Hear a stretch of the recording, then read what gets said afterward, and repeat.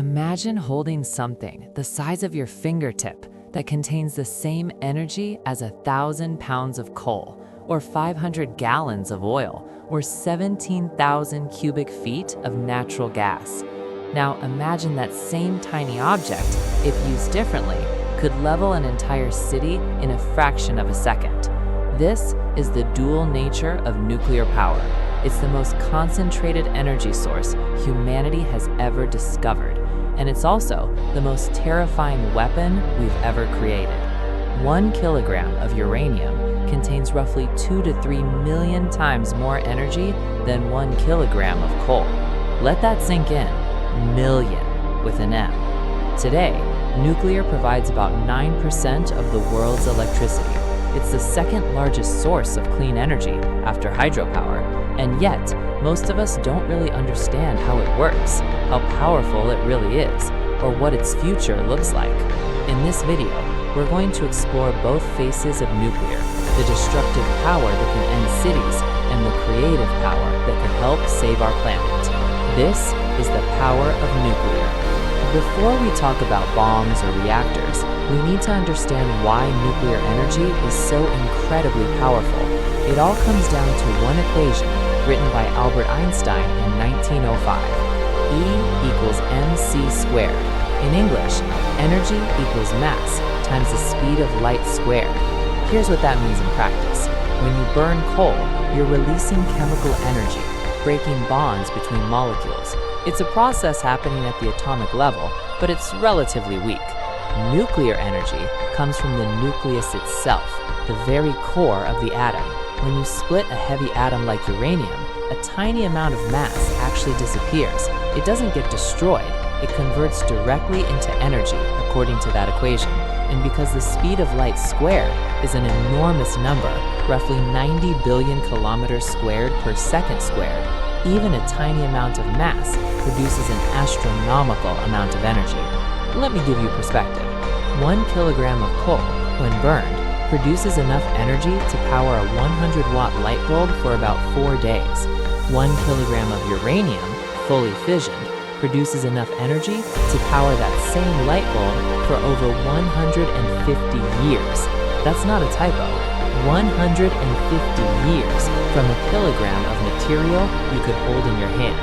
This energy density is what makes nuclear both incredibly useful and incredibly dangerous. On August 6, 1945, a single bomb dropped from a B-29 bomber changed the world forever. The bomb, called Little Boy, contained about 64 kilograms of uranium, but only about 1 kilogram actually underwent fission. That 1 kilogram released energy equivalent to 13,000 tons of TNT. It killed approximately 100,000 people instantly or in the months that followed. It flattened an entire city. To understand this scale, a standard 2,000-pound conventional bomb contains about 1,000 pounds of explosive. It yields about half a ton of TNT equivalent. It would take 26,000 of those bombs to equal the explosive power of the Hiroshima bomb. But that was 1945. We got better at this. Fission bombs, like Little Boy, split atoms. Simple, but limited. The maximum practical yield for a pure fission bomb is maybe 500 kilotons, 500,000 tons of TNT. Then we figured out fusion. Thermonuclear weapons, or hydrogen bombs, use a fission trigger to create conditions hot enough for hydrogen atoms to fuse, the same process that powers the sun. This releases vastly more energy. The first test of a hydrogen bomb, Ivy Mike, in 1952, yielded 10.4 megatons, 10.4 million tons of TNT, over 800 times more powerful than Hiroshima. And then came Tsar Bomba. In 1961, the Soviet Union detonated a weapon with a design yield of 100 megatons. They deliberately reduced it to 50 megatons to limit fallout, and it was still the largest human-made explosion in history. The mushroom cloud reached 64 kilometers high, 7 times higher than Mount Everest. The shockwave circled the Earth 3 times. Windows shattered in Finland, over 1,000 kilometers away. Today, the United States and Russia each maintain arsenals of roughly 5,000 warheads. Many are in the 100 to 300 kiloton range, still 10 to 30 times more powerful than Hiroshima. Combined, the world's nuclear arsenal has the explosive equivalent of over 3,000 Hiroshima bombs. That's enough to end civilization as we know it. So, how does a nuclear weapon actually destroy things? It's not just one thing, it's multiple mechanisms happening almost simultaneously. First, the blast wave. The explosion creates a superheated fireball that expands faster than sound. The pressure wave can flatten reinforced concrete buildings. At Hiroshima, the blast destroyed everything within 1.6 kilometers. Second, thermal radiation. The fireball reaches temperatures of millions of degrees. Intense heat radiates outward, igniting fires, melting metal, and causing third-degree burns to anyone exposed. In Hiroshima, people 4 kilometers from the ground zero received burns. Third, initial radiation. The fission reaction releases massive amounts of gamma rays and neutrons. These penetrate the body, destroying cells and causing acute radiation sickness. Death can come in days or weeks. Fourth, electromagnetic pulse. The explosion interacts with the atmosphere to create an intense electromagnetic field. This can fry electronics across hundreds of kilometers, potentially disabling power grids, communications, and everything else that runs on circuits. Fifth, fallout. The explosion vaporizes material from the ground, which becomes radioactive and eventually falls back to Earth. This can contaminate water, soil, and air for decades, spreading cancer and genetic damage far beyond the blast zone. A single large nuclear weapon detonated over a major city could kill millions, not just from the blast, but from the fires, the radiation, the collapse of society that follows. This is why nuclear weapons haven't been used in war since 1945, not because of morality, but because of mutual assured destruction. If you use them, you get them used back. But that same power, the power released when atoms split, can also be harnessed for good, and that's exactly what happens inside every nuclear power plant. Here's how it works. Inside a reactor, uranium fuel, typically enriched to about 3 to 5% uranium-235, is arranged in fuel rods. Neutrons are fired at the uranium atoms, causing them to split. Each split releases heat. That heat boils water into steam. The steam spins turbines, the turbines spin generators, and electricity flows to the grid. It's basically a very complicated way to boil water, but the energy density is what makes it special. A single uranium fuel pellet, about the size of a fingertip, contains the same energy as 1,000 pounds of coal, 500 gallons of oil, or 17,000 cubic feet of natural gas. And here's the critical part. Nuclear plants produce zero greenhouse gas emissions during operation. The life cycle emissions, including mining, construction, and waste management, are comparable to wind power and about 1/3 that of solar. Nuclear is the second largest source of clean energy in the world, after hydropower. It provides about 9% of global electricity. In the United States, it's about 18 to 20%, and has been for 25 years. It runs 24 hours a day, 7 days a week, regardless of weather. It doesn't need batteries or backup, it just works. Now, if you're watching this, you're probably thinking, but what about Chernobyl? What about Fukushima? These are fair questions. Let's address them directly. Over the entire history of commercial nuclear power, more than 18,500 reactor years of operation across 36 countries, there have been exactly 3 major accidents. 3 Mile Island, 1979, a cooling malfunction caused a partial meltdown. Some radiation was released, but it was contained. No one was killed or injured. The famous China syndrome fear turned out to be unfounded. It was a serious accident, but the containment worked. Chernobyl, 1986, this was catastrophic. But it's important to understand, Chernobyl happened because of a flawed Soviet reactor design that we don't use anywhere else, combined with operators violating every safety protocol during an unauthorized experiment. The reactor had no containment building. It was a disaster waiting to happen. 31 people died directly from the explosion and acute radiation sickness. Thousands more may have suffered health effects from fallout. Fukushima, 2011, a massive earthquake and tsunami, a once-in-a-thousand-year event, overwhelmed the plant's backup systems, causing meltdowns in 3 reactors. No one died from radiation exposure. About 19,500 people died from the tsunami itself, but the nuclear part, 0 deaths.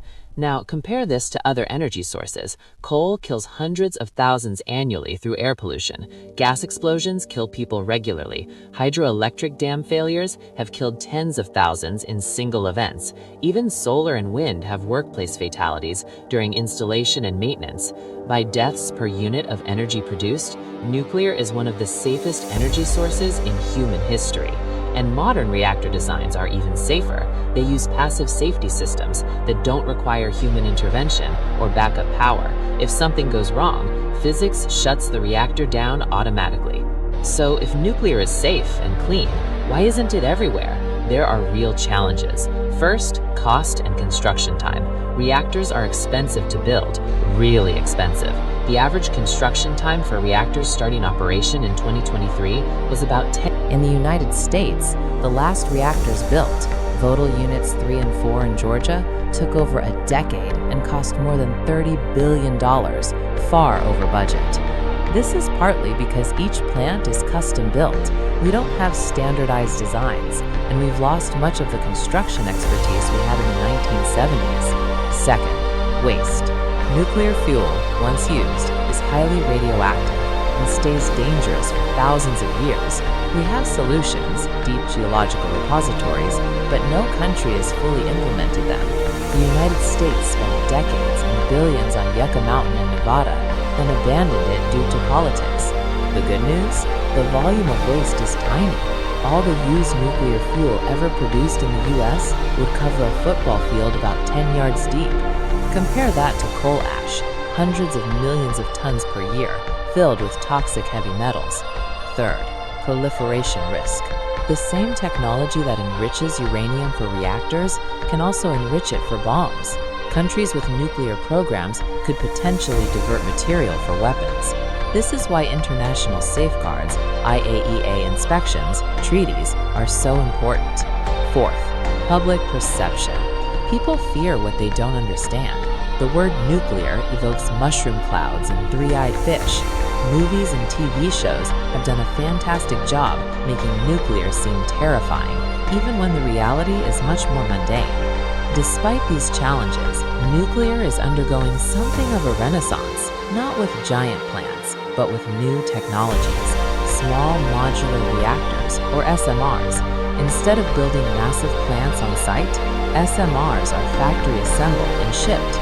They're smaller, typically under 300 megawatts instead of 1,000 plus. They can be added incrementally as demand grows, and because they're standardized, costs should come down. China and Russia already have operational SMRs. The US is developing several designs, with Kairos Power's Hermes 2 expected by 2030. Advanced fuels. Traditional reactors use uranium enriched to 3 to 5%. New designs use HALEU, high-assay low-enriched uranium at 5 to 20%. This allows reactors to run longer between refueling and enables new fuel forms like TRISO particles. TRISO fuel is fascinating. It's tiny uranium kernels, smaller than a millimeter, coated in carbon and ceramic. They can withstand temperatures over 1,800 degrees Celsius without melting. Even in extreme accidents, they hold in radioactive material. Alternative coolants? Traditional reactors use water at high pressure. New designs use molten salt, liquid metal, or gas. These operate at higher temperatures and lower pressures, meaning they don't need massive containment domes. The challenge? Molten salt is corrosive. Liquid sodium explodes if it touches water. Engineers are solving these problems.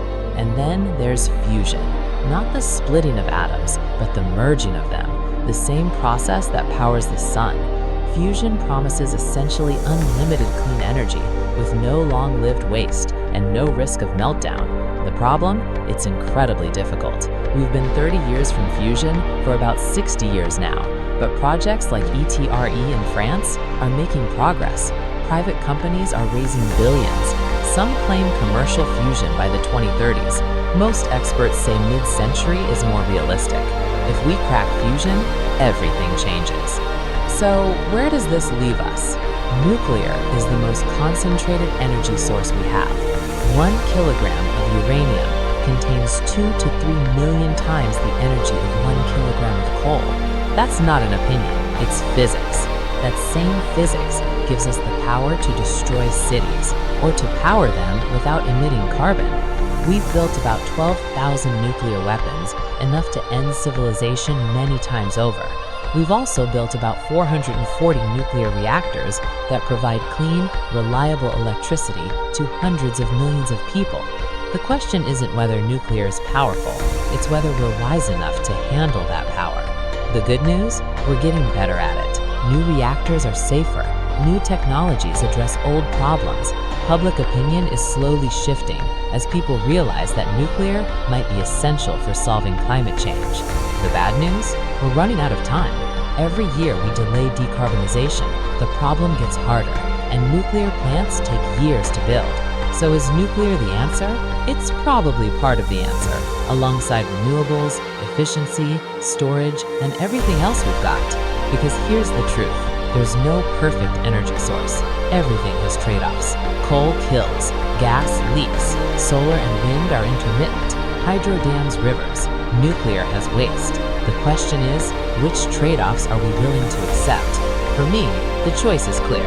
A technology with zero emissions, a 60-year safety record that's better than any other energy source, and the ability to run 24/7, that deserves a serious look. But you don't have to agree with me. Just understand the facts. Understand the power, both creative and destructive, that sits inside each atom. Thanks for watching. If you want to dive deeper into nuclear, I've linked sources and further reading in the description. And let me know in the comments, do you think nuclear should be part of our energy future?